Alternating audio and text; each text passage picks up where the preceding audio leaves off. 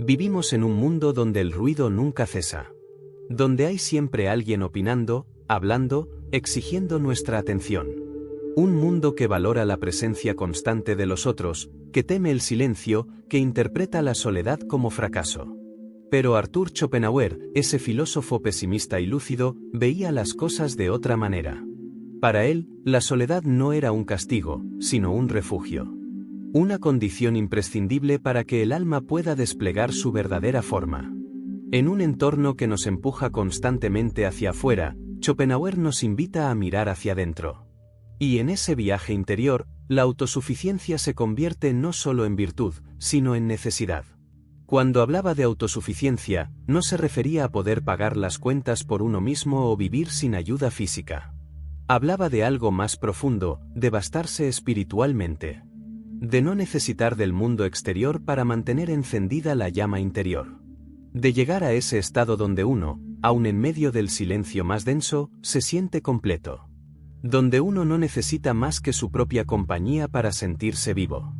En esa idea se encierra una de las verdades más incómodas que propuso, que muy pocos seres humanos están preparados para estar solos. La mayoría, decía, teme la soledad porque teme enfrentarse a sí misma. Porque cuando cesan las voces de los demás, cuando se apagan las pantallas, cuando ya no hay distracciones ni conversaciones banales, lo que queda es uno mismo. Y a veces, eso es más aterrador que cualquier oscuridad. Quien no soporta su propia compañía, acaba convirtiéndose en esclavo de la de los demás. Y esa esclavitud puede llevarnos a rodearnos de personas que no nos aportan nada, a mantener conversaciones vacías, a aceptar compañía mediocre solo por no enfrentarnos al abismo del silencio. Pero ese silencio, para Schopenhauer, no es un abismo. Es una puerta. Una puerta hacia una vida más libre, más íntegra, más rica. En su opinión, cuanto más valioso es un ser humano, menos soporta la multitud. Porque lo que el mundo ofrece en abundancia, charlas triviales, normas sociales superficiales, relaciones basadas en la utilidad o en la costumbre, no es suficiente para alimentar a una mente profunda. Las personas más extraordinarias, según él, no se aíslan porque desprecien a los demás, sino porque su universo interior es tan amplio que cualquier distracción externa se convierte en una carga. Necesitan espacio, tiempo y silencio para pensar, para crear, para respirar. Y lo contrario también es cierto. Cuanto más hueco se siente alguien por dentro, más necesita llenarse con lo externo. Más necesita estar rodeado, hablar, escuchar, sentir que hay algo o alguien alrededor que evite el contacto consigo mismo. Muchas personas no se soportan a sí mismas. No saben qué hacer si no están acompañadas. Y por eso se lanzan a la sociedad, no por amor a los demás, sino por pánico al vacío interior. Para Schopenhauer, la sociedad es un escenario. Un teatro donde todo el mundo representa un papel, pero casi nadie se muestra tal como es. Y en ese teatro, el individuo se convierte en personaje. Renuncia a su autenticidad para ser aceptado, para encajar. Las conversaciones se llenan de cortesía vacía. Las amistades, de interés. Los vínculos, de dependencia. Y el alma se adormece, se acomoda en la máscara, hasta que ya no recuerda cómo era su rostro verdadero. Ese es el gran peligro de vivir demasiado hacia afuera. Que acabas por olvidarte de ti. Que te diluyes en la mirada ajena, que te adaptas tanto al grupo que pierdes el contorno de tu propia individualidad. Schopenhauer lo veía con claridad, lo que el mundo premia no es la autenticidad, sino la conformidad. Y muchas veces, lo que más brilla socialmente es lo más superficial. Mientras que la verdadera profundidad permanece oculta, silenciosa, incluso rechazada. Hay un tipo de sufrimiento que no se ve, pero que es común en quienes poseen una mente más rica de lo habitual, el sufrimiento de tener que bajar el tono, disimular, ocultar ideas, fingir interés por conversaciones absurdas, hacer como que todo encaja cuando nada encaja. No por hipocresía, sino por supervivencia social. Pero ese precio es alto. Y muchos, al final, deciden retirarse. No para huir del mundo, sino para preservarse de él. La paradoja es que quienes más valor tienen suelen ser los más solitarios. No porque no deseen amor o compañía, sino porque son los únicos que pueden permitirse estar solos sin venirse abajo. Son los únicos que, cuando el mundo se calla, siguen escuchando algo dentro. Esa es la autosuficiencia de la que hablaba Schopenhauer, la capacidad de vivir con uno mismo sin necesitar constantemente a los demás como muleta emocional. También hablaba del aburrimiento, pero no como una molestia menor, sino como una señal profunda. El aburrimiento, decía, es el síntoma de una mente vacía. Y la razón por la que tantas personas buscan socializar compulsivamente no es porque amen la compañía de otros, sino porque no soportan estar solas con su propio tedio. Se aburren de sí mismas. Necesitan que algo externo las mantenga en marcha, una conversación, una fiesta, una pantalla. Cualquier cosa menos enfrentarse a su propio silencio. El alma mediocre no tiene movimiento propio.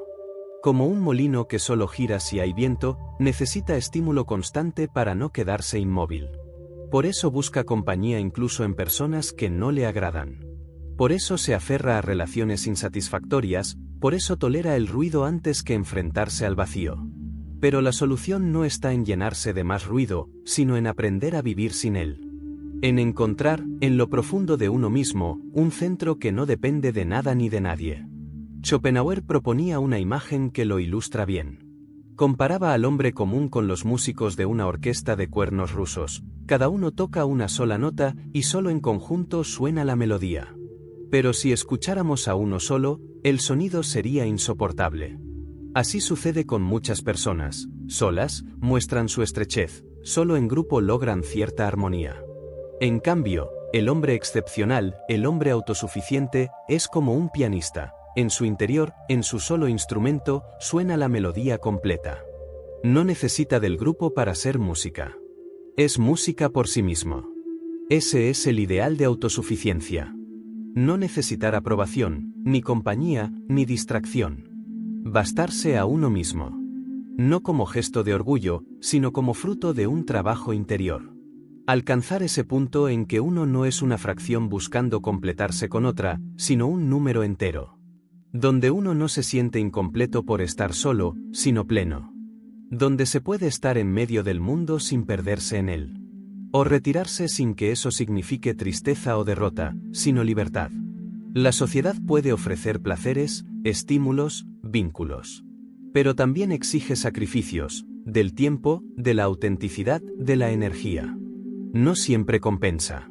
Y muchas veces, lo que obtenemos de ella tiene un precio muy alto. Por eso, cuanto más sabio es uno, más selectiva se vuelve su compañía. Y más tiempo busca para sí mismo, para su mundo interior, para habitarse. Hay quienes piensan que la soledad es el infierno. Pero para Schopenhauer, el infierno, muchas veces, son los otros. O, al menos, la imposibilidad de ser uno mismo cuando se está con ellos. No por maldad, sino por la constante adaptación que exige el trato social. Por eso, en vez de llenar el vacío con personas, propone otra vía, vaciar el mundo de ruido y llenarse uno mismo de contenido. Y entonces, cuando uno se ha fortalecido lo suficiente, puede elegir compartir desde la libertad, no desde la necesidad. Al final, lo que este filósofo nos lanza no es una receta para vivir aislados, sino una pregunta: ¿te basta tu propia compañía? ¿Eres capaz de pasar tiempo contigo sin desear huir? ¿Hay en tu interior algo tan valioso que te baste con estar solo para sentirte en paz? Porque si no es así, si necesitas de los demás como una prótesis emocional, entonces todavía no has conquistado tu libertad. Schopenhauer no nos invita al aislamiento total, sino a la soberanía interior. A ser dueños de nosotros mismos. A que la compañía sea una elección, no una necesidad. A que la soledad no sea una condena, sino un espacio fértil donde florece lo que el ruido del mundo no deja crecer. Y cuando eso se consigue, cuando uno ha aprendido a vivir con uno mismo sin temor, entonces cualquier relación, cualquier encuentro, cualquier palabra compartida, surge no desde la carencia, sino desde la abundancia.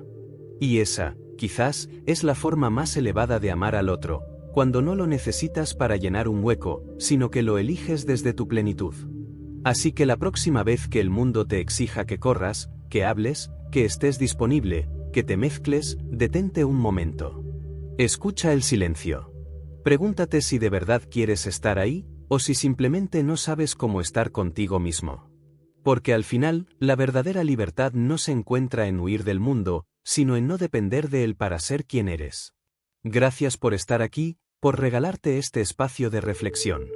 Si algo de esto ha resultado significativo para ti, si te ayudó a mirar tu soledad con otros ojos, entonces este viaje ya ha valido la pena. Hasta la próxima. Y recuerda, quien aprende a estar solo, nunca está realmente solo.